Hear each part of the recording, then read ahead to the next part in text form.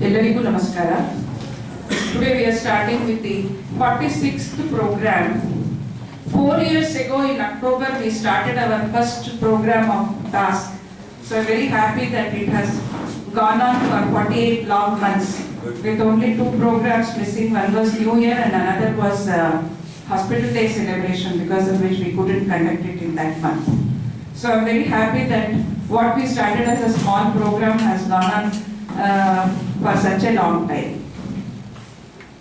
I also at this juncture want to congratulate Dr. Gayatri and Dr. Chiranjeevi for successfully the first batch of medicine DNP postgraduates for successfully completing in first attempt. No sir, they are not here. But anyway, it is a feather in our cap. So that is one thing. And Dr. Yadupriya from OPG also has done very well, and she is expecting her results shortly. So we can congratulate her also in advance. So today we have an eminent speaker, our own cardiologist, Dr. Jay Kumar here, who will be speaking about cardiac interventions. And it gives me immense pleasure to inform all of you. All of you know now that Kamakshi Hospital has started with the Department of Cardiology, and we have already done a lot of angiograms and interventional procedures. So there is another feather in the cap of Kamakshi Hospital. Heart is very important, physically and emotionally also. दिल नहीं है तो कुछ भी नहीं है. दिल रुक गया तो जीवन ही रुक गया. So today now I request Dr. CGN sir to introduce our speaker, Dr. Jay Kumar, and then I request Dr. Jay Kumar to go ahead with his dedication.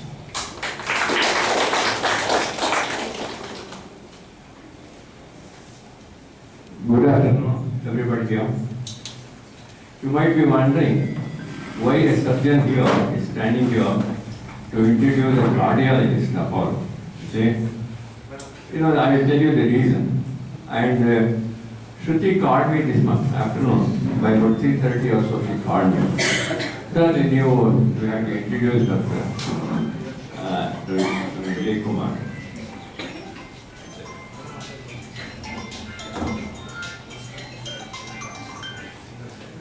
Introduce Dr. Jay Kumar. He said, I think either other people you can do. Yeah, I am sorry. Actually, sir, the other day when you met me along with him, can you hear me now?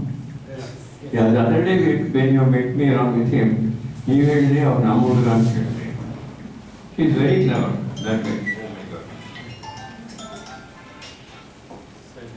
I'll talk to you later. Yeah. So that way she's quite clear in picking up people and arranging. Anyway, it's a pleasure to introduce our own Dr. Jay Kumar. And all because our, number one ಹೇಳಿದ್ದು is ನಮ್ಮ ಕಾಮಾಕ್ಷಿ ಆಸ್ಪತ್ರೆ ಹುಡುಗ ಅಂತ ಹೇಳಬೇಕು. Is all the more, you see. He was here with us for some time back. And he has got an impressive CV here. Well, he got his MBBS, undergraduate MBBS in JSS Medical College, and MD General Medicine, AIMS, Bedouin, yeah, and then DNB, General Medicine again at Trivandrum, Kerala, and DNB in cardiovascular, at Vikram Hospital, Mysore. And he has been involved in interventional cardiology, and he has published articles in state and international journals also, and he has an experience of more than 15 years. We should really congratulate him. And let me on behalf of TASC, let me welcome Dr. Jay Kumar, and I will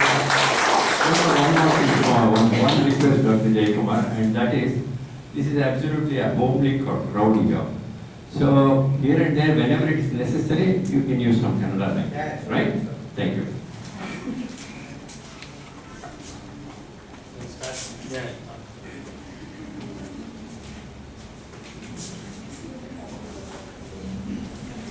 Good evening, everybody. I thank Dr. Sijan for his kind introduction. And it's my immense pleasure to stand here and speak. Maybe this might be the first presentation, maybe two more to go on. But it gives me immense pleasure to stand before you people and present my first presentation in Commax Hospital as a cardiologist. Maradi Gudi ke baad, I think many people would have heard it. I think my first, after 4 days or 5 days of my completion of internship, I had joined this hospital way in 2001. I think this was the foundation where I learned all my medicine skills after finishing my MBBS. I think that was the peak of Kamakshi Hospital, where SRS sir, SV sir, CGN sir, Karen sir, they were the peak, and they encouraged me to do, given a free hand to learn medicine as well as surgery and ortho assisted so many cases during that time. I think that Maradi Gudi baad. Then after that also I finished my MD, I came back. I was not satisfied. I wanted to come back as some superficiality to my own hospital.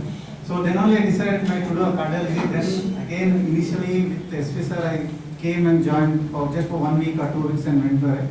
Maybe again destiny was there to bring me back to this hospital. Even though I joined 4 years back, I requested the management to start a cardiology unit, and I thank Sir and all the persons responsible to start an interventional cardiology at this very much necessity, especially a hospital celebrating the 50 years hospital has to upgrade itself, and this was one of the necessary department they should have they started. I thank one and all the people involved in it. And for today's opportunity, I thank Dr. Kumar and Dr. Shivkumar sir for today's opportunity. So for next 30 to 35 to 40 minutes, I am going to speak about cardiac intervention. What as a cardiologist we are going to do in our cath lab. I will give an introduction for cath lab also. Cath lab is nothing but cardiac catheterization laboratory. In short, we are going to call it as cath lab. So what else we are going to do, what are all procedures we are going to do. My talk will be very minimal. I have few animation which are self-explanatory, and I'm not going to talk about theoretical part because many paramedical staffs are there, MBBS are there, non-medicine people are there. So I'm going to stick on to my theoretical part will be self-explanation, and I'm not going to discuss in deep about what is a MI, what is heart attack, what is a ACS. I'm not going to discuss about it. I will going to discuss about what we do. At least some basic knowledge should be there. I think by this time many people would have known what is an angiogram, angioplasty. That is the commonest thing everyone knows about it.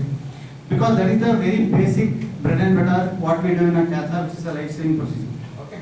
So begin with. Okay. As you all know, cardiovascular intervention are invasive procedures which are unlike ECG or echo or CT, coronary angiogram, MRI, where it's a non-invasive procedure. Cath lab we do invasive procedure which can be divided into both diagnostic and therapeutic procedure. Common diagnostic procedures are coronary and peripheral angiogram. Coronary means we do a angiogram of coronary arteries. Peripheral is from head to toe. Whichever the arteries you go to say, for example, carotid angiogram, renal angiogram, angiogram of the upper limb, subclavian angiogram, angiogram of the lower limbs, or for example, intervention radiology will be interested to angiogram of the vessels of the abdomen. Okay, SMA, superior mesenteric artery, inferior mesenteric artery, celiac axis, like that. So any other than coronaries, we call it as blanketly we label it as peripheral angiogram. Right and left heart catheterization and EP study. Common therapeutic procedures are coronary and peripheral angioplasties, stent implantations, pacing therapy, IVC filter implantation, and alcohol septal ablation. Okay. Coming to intervention, is also classified as arterial and venous, that is vascular interventions. Structural heart diseases, we have a device closure for congenital heart disease, for example, like ASD, VSD, PDA. Valvuloplasty for mitral valve and aortic valve, valve implantation, valve repair, alcohol septal ablation for HCM, hypertrophic cardiomyopathy patient. We also have electrical therapy for the heart, which concerns with the heartbeat variation, for example, temporary and permanent pacing for bradycardia. Radio frequency ablation for arrhythmias like SVT, atrial fibrillation, ventricular tachycardia, We have device therapy for tachyarrhythmias, cardiac resynchronization therapy, a combo device, what we call as CRTD in patient with LVP, severe airway dysfunction. I'm going to go a little bit detail about each, whatever this topic is there. I'm going to share one slide in each topic. Coming to coronary angiogram, as I told in the beginning, it is the most commonly performed invasive cardiac procedure. Usually, 90-95% we are going to do from the radial artery, either right or left radial artery. For few patients, either when radial pulse is not good, peripheral vascular disease are there, cardiogenic shock are there, then we would have preferred femoral approach. Some of the commonest indications nowadays to do a coronary angiogram is acute MI, either it could be STEMI MI, NSTEMI or unstable angina, chronic stable angina, ischemia, for example, someone is having TMT positive, or some ECG changes are there, whether TRAPA is positive or negative. To rule out coronary arteries in airway dysfunction. For example, there are so many non-coronary causes for airway dysfunction. Sometimes to rule out coronary disease, we do a coronary angiogram. After numbs the skin in your So some of these are self-explanatory. into your So femoral just give an artery. example. Once the We are going to needle give a is local placed, anesthesia in the femoral wires artery, in pass the through the groin. needle and For example, gently the guide femoral artery it away into approach. the Same approach will be there for radial arteries. To evaluate the coronary arteries, your So we are going to doctor pass a will catheter guide over the wire, guide Physician wire. We are going to take give a the small catheter just contrast inside the over here. arteries, one at a time, and inject a special So this is the dye. left coronary This artery. dye allows the fluoroscope to take X-ray images or angiograms of the artery's interior. Any So in this blockages case, will be there is a clearly small blockage in identified this left as the circumflex arteries artery. filled with dye. Left coronary artery will going to show you three major vessels. There is left main artery, left LED, left anterior descending artery, and left circumflex artery. This is right coronary artery injection. The catheter will be removed through the groin. Once angiogram is done, go on the guide wire, put the guide wire and remove To the prevent bleeding. diagnostic catheter. So this is about diagnosis. So once we do our diagnosis, we will come to know 3 points. Why we insist on coronary angiogram is we have to know the 3 points. The first point is really, is there any blockage or not? Okay. Second point is, if there is any blockage, which arteries are involved? Which segment of the proximal, mid segment, or distal segments are involved? What is the percentage of blockages are there? Whether the branches are involved, whether the main artery is involved. Okay. The third point, depending on the blockages, we can decide again whether these patients can be managed medically. For example, any blockage less than 70%, we are going to treat only medically. Above 70%, we are going to do angioplastics. If it is multiple blockages where we are not able to do angioplastics, then we are going to decide about surgery or bypass surgery. So, angioplastic stenting, indication as I told you, STEMI, ST elevation MI, NSTEMI, chronic stable angina.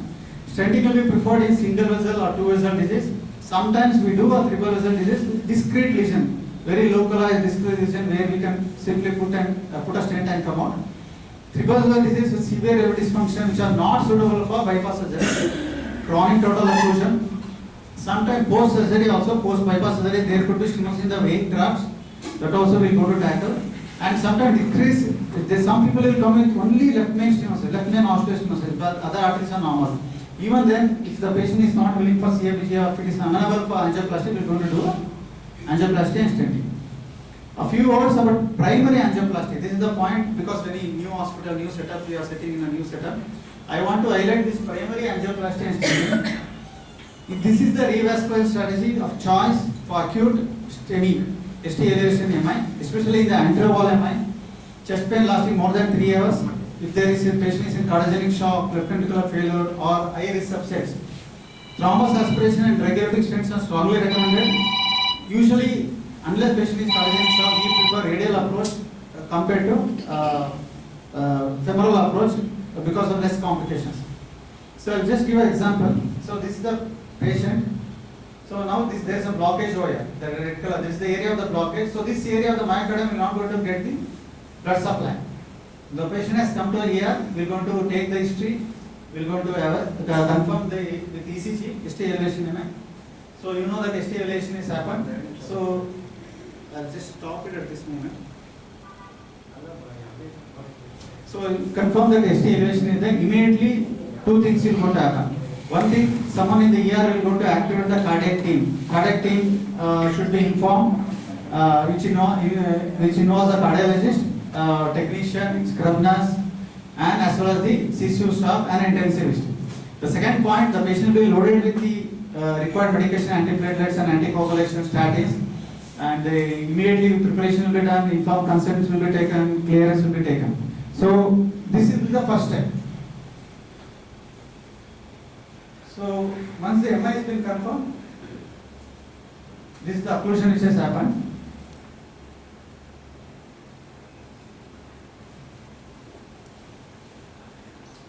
So primary PCI patient will be shifted to cath lab. In acute STEMI, there will be soft thrombus. If the patient comes within 3 to 6 hours, there will be soft thrombus which can be aspirated with thrombus aspiration. Then balloon dilatation will be done. Just an animation showing how we do thrombus aspiration in a fresh MI.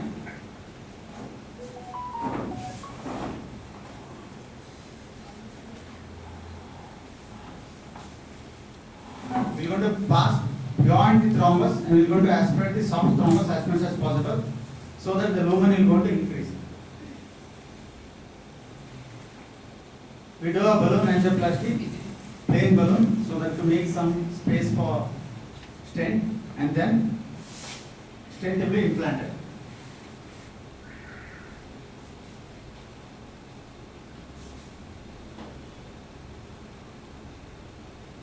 So to re-establish the blood supply.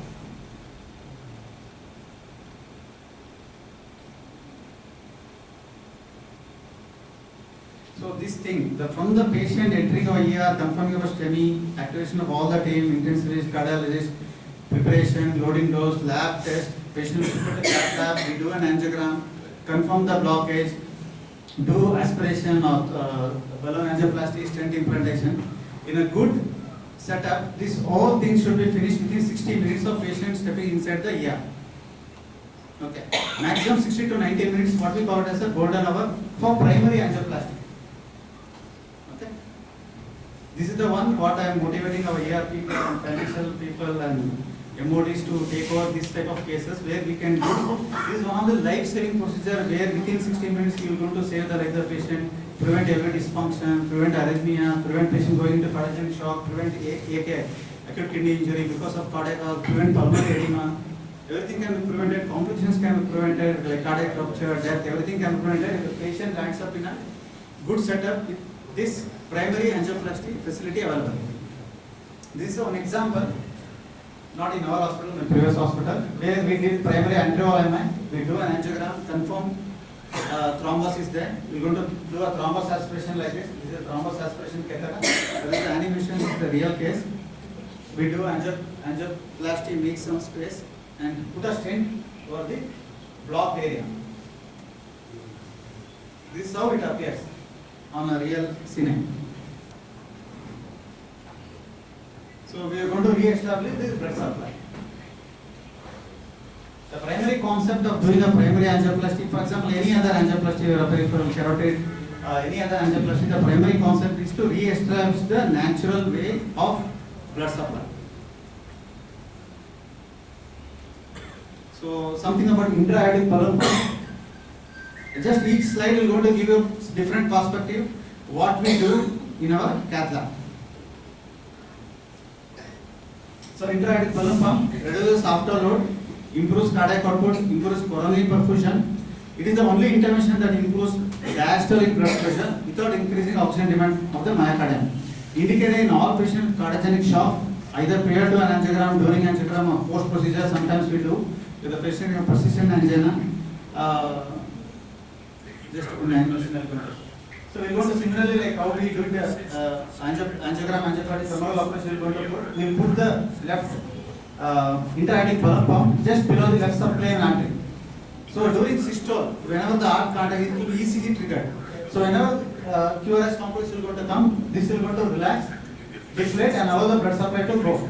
And when it is in diastole, the balloon will going to inflate so that the primary CNS circulation as well as the coronary circulation can be maintained. Because there is no other medication to increase the diastolic blood flow to the myocardium. This is one of the IABP is one of the method where you are going to increase the coronary perfusion by increasing pressure during diastole. So this is the real cine image of in a patient who is already on temporary pacemaker and IABP patient. Again, one more case, mitral balloon valvuloplasty. Previously, we used to do a lot of, because of rheumatic arthritis, many cases were for mitral stenosis, we used to do without surgery. Okay. Treatment of choice was severe isolated mitral stenosis. Some of the contraindication are moderate to severe coexisting mitral regurgitation, calcification, or if there is a clot in the LA or LA appendage. How we are going to do? First, for that we have to puncture the interatrial septum. So we go through the femoral vein. Okay, through the femoral vein we are going to enter the cardiac chambers over the guide wire. Slightly come down and we are going to select the area of the interatrial septum, IAS. In the interatrial septum we are going to puncture it.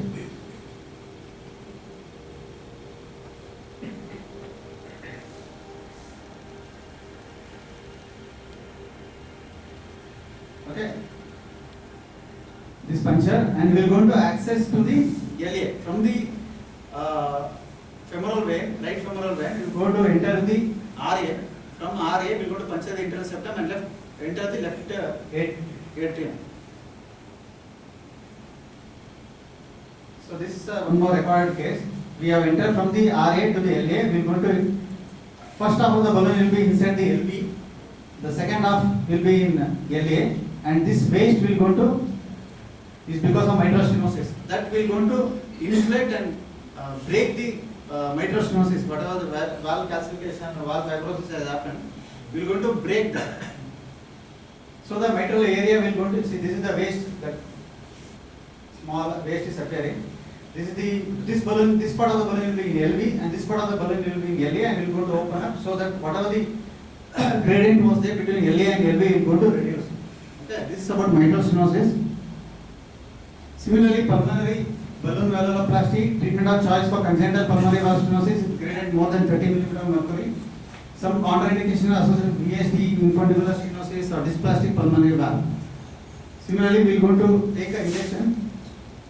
This is RV, giving rise to the pulmonary artery. So this area we are going to see the pulmonary stenosis. This is the pulmonary valve area, which is stenosis. We are going to check the gradient. Then we are going to, similarly, we are going to pass the wire from RV into the pulmonary artery, then inflate the balloon. We are going to inflate the balloon, thereby causing, releasing the pulmonary valve stenosis.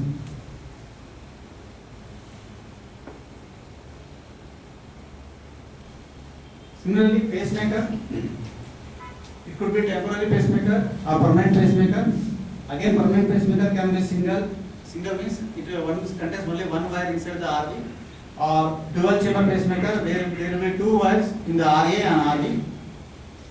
Some of the indications are symptomatic bradycardia due to a 6 sinus syndrome, Mobius type 2, AV block, and complete heart block. Again, one more animation I am going to show you. Usually we are going to do all these procedures as local anesthesia, patient will be fully conscious. So that's subclavian vein we are going to puncture over here, just lateral one third of the clavicle, just below the lateral one third of the clavicle. For more severe heart conditions, we are going to pass one wire into the RV, one wire into the. If it is single chamber, only one wire will be there. If it is dual chamber, there will be two wires, one in RA and RV. Okay. And generator will be placed just below the subcutaneous tissue. Even more sophisticated device called a CRT ICD. Similarly, can be procedure will be same, but indication will be different. For example, permanent pacemaker, what I told you, to resynchronize is the because ventricles of when either 6 necessary. sinus syndrome, complete heart block, or Mobius type 2 block. Problems of their own. Similarly, for example, if Patients someone with is having ICDs ventricular have a arrhythmia, 20% chance of a lead failure within 10 years, and replacing leads can require open heart surgery in about 2% of cases. This has resulted in several efforts to develop new pacemakers that do not depend on leads inside the heart. One design, the subcutaneous ICD, places the lead just outside the procedure will be same for pacemaker, skin. ICD. ICD indication is survival of cardiac arrest, documented ventricular tachyarrhythmias, severe dysfunction. CRTD is done in case of severe dysfunction with evidence of LVVP, intraventricular conduction defect. One more wire good. I'm going to play this wire. Small, evenly timed electric shocks. Generator will be depending on the whichever type of pacemaker we are going to put. Like single chamber, dual chamber, ICD, CRT, the chamber will be like this, depending on the wires crossing and inside implanting a the device called the artery. This is the generator pacemaker generator. just under the skin. For more severe heart Intracranial conditions, defibrillator will be having a defibrillator wire ICD, ICD can be and it is used, going to give a which is also shock capable of whenever it sensing detects sound arrhythmia, ventricular and arrhythmia. delivering an electric shock It powerful is going to give a enough to electric shock start. whenever there is arrhythmia will happen. For some conditions, an even more sophisticated device called a CRT, CRT ICD again, can be it will not only implanted. improve the LED This function uses and a also third lead prevents inserted into the sudden left cardiac ventricle to resynchronize the ventricles when necessary. because third wire However, goes all through these the leads LED. can cause problems Outside of the their LV, the own. venous system will Patients with go ICDs inside have the a LV, 20% thereby chance of stimulating lead both failure LV in and 10 RV. years. So And there replacing is leads can decrease require in the open heart surgery in about 2% of cases. This This has increment between resulted in several RV efforts and to LV, develop so new that the LVF is pacemakers going to that do improve. not depend on leads Again, we inside want to the have heart. some more improvement One design, innovation. We the want to have some subcutaneous ICD, places the lead leadless just outside the heart under the pacemakers, patient's skin. generator ICDs like this. It can implant a subcutaneous leadless pacemakers, just a small, tiny, just maybe small, better than a small beans or something like that. That can be implanted directly into the RV without any wire, without any generator. That also has come. Only because of cost effectiveness, it has not generally been practiced. That's all. So indication, like as I told you, ICDs will go to function as a diagnostic tool. It will not only diagnosis, recognizing atrial and ventricular arrhythmias, as well as a therapeutic device delivering overdrive pace. Initially, it will go to overdrive pace. If the rhythm doesn't subside, it will go give defibrillation. Cardiac resuscitation therapy synchronizes LV and RV contractility in patient with LVMV and severe LV dysfunction and EF less than 30%. Again, some of the indication is survival of cardiac arrest, documented VT and VF, LV dysfunction, and sometimes individual VT and VF in EP study, post-MI LV dysfunction less than 30-35%. Cardiac inclusion therapy, as I told you, LVP QRS duration more than 140 milliseconds, and evidence of ventricular dysynchrony on echo. So this is how the real CRT will go to appear. So we have one wire in the RV, RA, and this is the wire which goes through the venous system to the LV. This is the way the generator will go to appear. There is 3 wires, which is going to help the patient.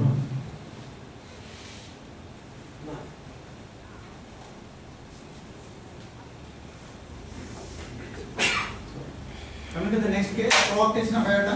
It is a treatment of choice for congenital heart disease, post-rectal coarctation of aorta with resting gradient more than 20, a post-exercise gradient more than 35 mm.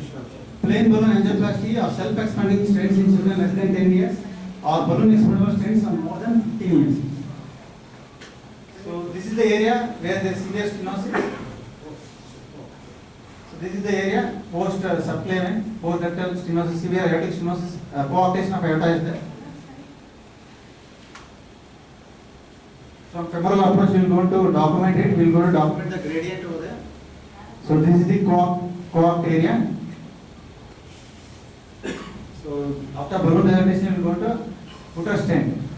So as the chain goes, it will go to prefer a self-expanding stent. But as the aorta grows, so that the stent also can be expanded. In adults, usually we put a balloon expandable stent. We will go to cross check of the gradient. Just compare the previous cine and post cine. There is no gradient in this child. Similarly, ILAC, coming to the lower limbs. It is a treatment of choice for unilateral or bilateral ILAC artery stenosis. For example, this is the animation showing bilateral stenosis are there. We want to go through the bilateral common femoral artery approach. Initially, we will go to dilate it like this. Put a stent across from where the bifurcation starts, iliac artery.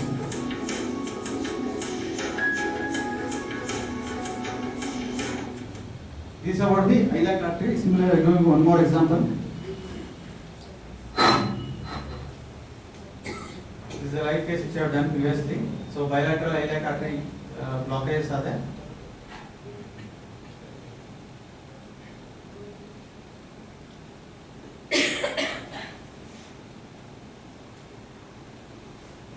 Stent will go to appear like this.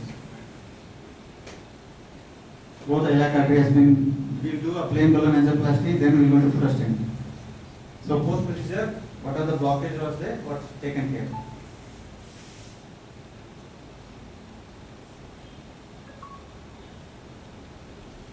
So coming to renal, again, one of the commonest thing we do in our cath lab.